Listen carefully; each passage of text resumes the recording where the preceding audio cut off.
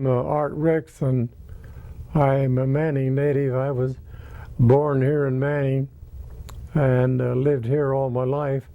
And I was born in 1908 here in Manning, and enjoyed it, and during my time here, I've enjoyed working for the community and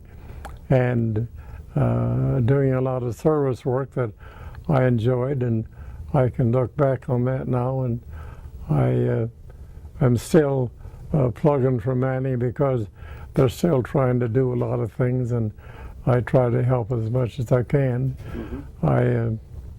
I did a lot of service work all my years.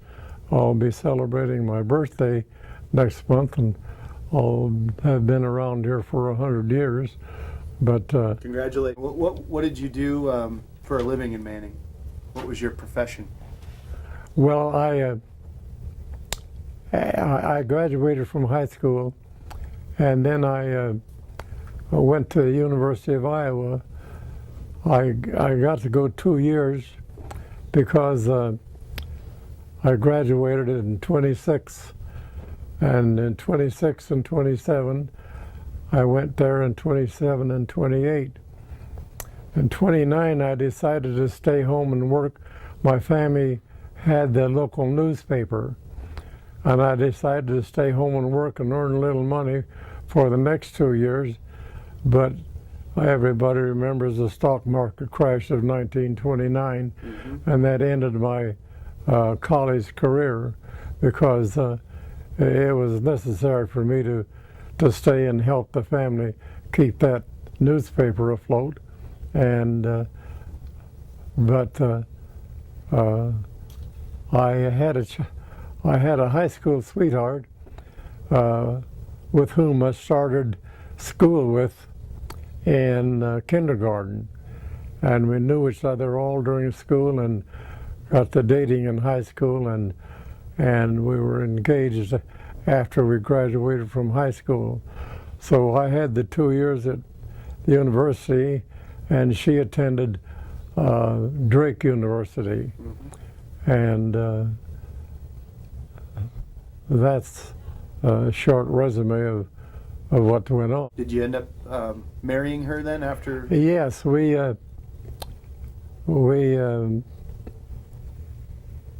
she graduated from Drake in 1931, and in 1932 we were married right in the middle of that depression. And I lived with my parents for a couple of years in order to get established.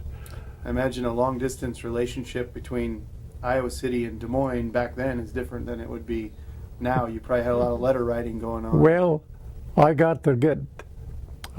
happened to be able to play a saxophone well enough to get in the Iowa band, the marching band, and also enjoyed the concert band. So the marching band got down for the Drake relays, and so I had a chance to sneak off and have some time with my fiancée there. Nice. In Des Moines. This experience that I had driving down Des Moines in my yellow-wheeled black coupe, her sorority was having I can't remember the year. She graduated in 31, so this semester must have been about 1930. So they were having a dance on Saturday night, so I decided to ride down, and I brought her sister with me and my sister's friend. Well, in those days, you always looked for the best road.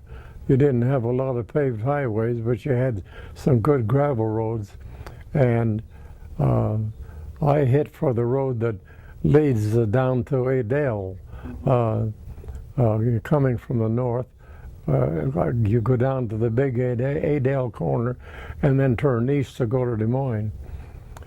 Well, on this particular occasion, I came down from the north and turned the big corner and started east, and I kind of noticed in my rear view mirror that from the truck stop in the southwest corner that there's a highway patrolman came roaring out of there, and but unfortunately when he went to turn the corner he was going too fast and he rolled. So of course we were about, I don't know, several hundred yards on, and we didn't stop because there was another patrolman that followed him. So of course they stopped, and evidently the accident was probably bad enough that they abandoned whatever they had intended to do. Well, I found out the next morning when reading the Des Moines Register that they thought that they had spotted Bonnie and Clyde's car because Bonnie and Clyde had been working the southern part of Iowa, robbing a few banks here and there, and it was rumored that they were getting their making their getaway in a black yellow-wheeled coupe. So I was spotted, and they evidently thought they had spotted Bonnie and Clyde because that's what I read about, but they said they failed to maintain the chase because of an accident.